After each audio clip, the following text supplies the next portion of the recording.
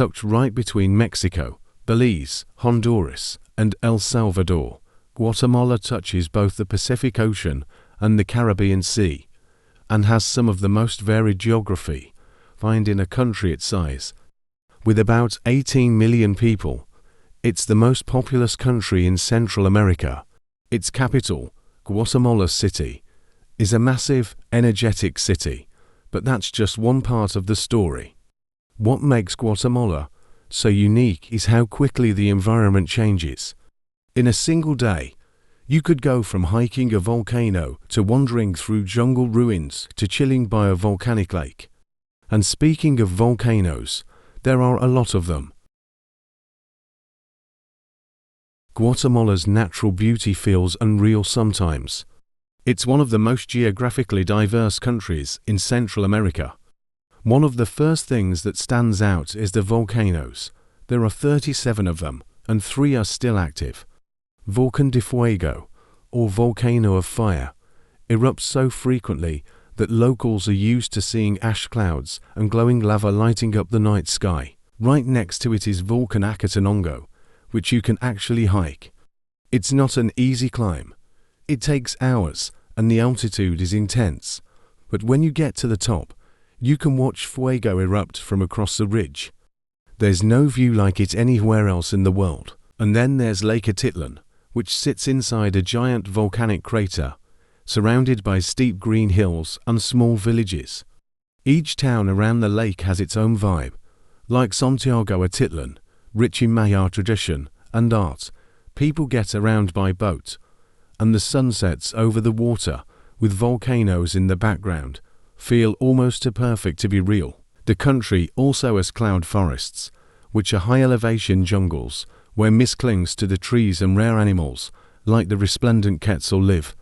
Down in the lowlands, there are thick rainforests filled with vines, waterfalls, and wildlife, including monkeys, jaguars, and hundreds of tropical bird species. One of the most stunning hidden gems is Semuc Champey, a series of stepped turquoise pools nestled deep in the jungle. It's hard to reach. You need a 4x4 and some time. But once you get there, you'll see water so clear and blue it looks photoshopped. And it doesn't stop there. On the Pacific coast, you'll find black sand beaches created by volcanic ash. They're hot, wild, and powerful, not your typical tourist beaches, but incredible in their own way. On the Caribbean side, the vibe shifts completely. It's more laid back, more Afro-Caribbean, and you'll find mangroves, coral reefs, and sea turtles. From mountain peaks to coral shores, Guatemala somehow fits nearly every kind of landscape into one small country, and yet it still flies under the radar. Nature here isn't just a background. It's alive, dramatic, and deeply connected to the people who live among it. Guatemala isn't just rich in nature. It's one of the most historically significant regions in all of the Americas. Long before the country we know today existed, this land was the center of the Maya civilization, one of the most advanced ancient societies in the world. At their height, the Maya built massive stone cities deep in the jungle, tracked planetary movements with astonishing accuracy, developed a full writing system, and used complex math, including the concept of zero, something that even the Romans didn't use. The ruins of Tikal, located in northern Guatemala, are some of the most impressive and best preserved in the world. Walking through Tikal like stepping into a lost world. Giant stone temples rise above the treetops, monkeys howl in the canopy, and stone carvings still tell stories written over 1,200 years ago. But Tikal is just one city. There's El Mirador, which is even older and believed to be one of the largest cities ever built in the ancient world, with a pyramid even bigger in volume than the Great Pyramid of Giza. And many sites are still hidden or only partially uncovered, swallowed by the rainforest over centuries. One of the most important things to understand is that the Maya ever truly disappeared. That's a myth. When the Spanish arrived in the 1500s, they did their best to erase Maya culture through colonization, forced religion, and violence, but the traditions and people endured. Today, millions of Maya descendants still live in Guatemala, especially in the highlands. They speak their own languages, over 20 are still in use, and maintain cultural practices that go back generations, from clothing and food to spiritual beliefs and ceremonies. After the Spanish conquest, Guatemala became part of the Captaincy General of Guatemala, a Spanish colonial territory that included most of Central America. It remained under Spanish rule for nearly 300 years. In 1821, Guatemala declared independence from Spain, but the years that followed weren't exactly peaceful. The country went through cycles of dictatorship, civil war, and foreign interference, including a US-backed coup in 1954 that led to decades of political instability. From 1960 to 1996, Guatemala suffered through a brutal 36-year civil war that left over 200,000 people dead, most of them indigenous civilians. It's a chapter of history that doesn't get talked about enough, even though its effects are still deeply felt today. Guatemalan culture is a blend of ancient Maya heritage, Spanish colonial influence, and modern identity. In rural towns, it's common to see people wearing traditional hand-woven clothing. Each color and pattern often tells a story about their community or beliefs. Markets are full of textiles, pottery, wood carvings, and street food like tamales, pipián, and chichitos, a Guatemalan version of a corn dumpling. The country's spiritual life is equally complex.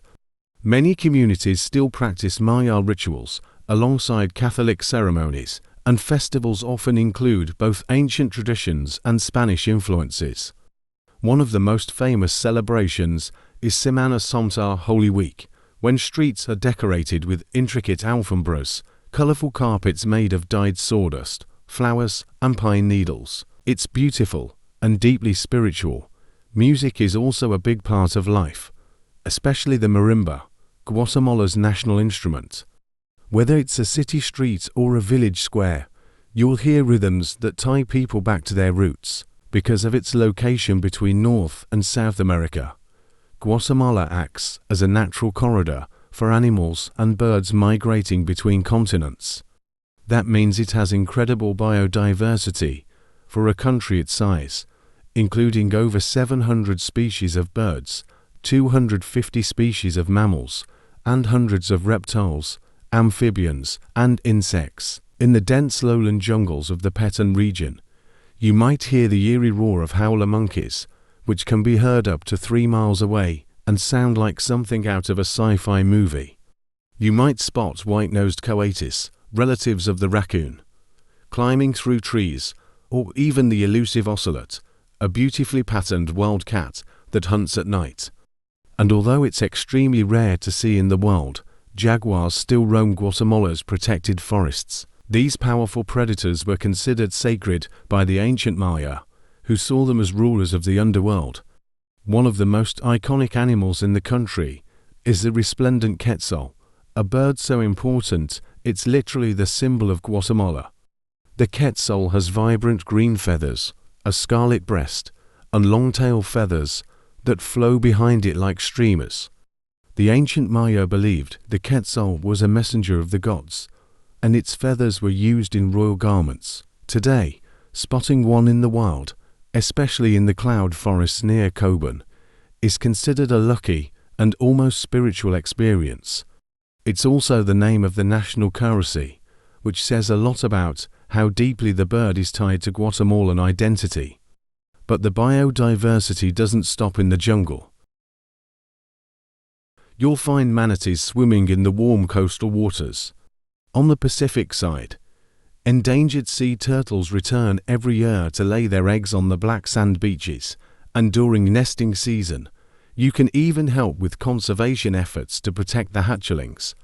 Inland rivers and lakes are home to crocodiles, freshwater turtles, and dozens of colorful fish and amphibians. If you go underground, literally, Guatemala even has massive cave systems, like Lanquin Caves or Candelaria, where bats swarm out by the thousands at dusk, and limestone formations hide species found nowhere else. And up in the cloud forests, where fog drifts between moss-covered trees, you'll find rare hummingbirds, reptiles, and butterflies that only exist in that unique, high-altitude environment. Economically, Guatemala is classified as a developing country, and while it has huge potential thanks to its natural resources, agricultural exports, and growing tourism industry, the reality is complex. A large part of the population works in the informal economy, small street vendors, farmers, and day laborers, and over half the population lives below the poverty line.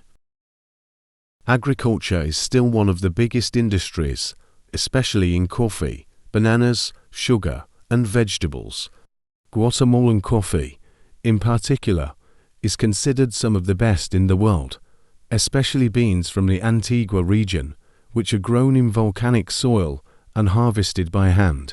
But despite the richness of the land, wealth is concentrated in the hands of a few. Guatemala has one of the highest levels of income inequality in Latin America, and rural indigenous communities are often the most affected. Many still lack access to reliable healthcare, education, and basic infrastructure. Remittances, money sent home from Guatemalans living abroad, especially in the US, that makes up a massive chunk of the economy.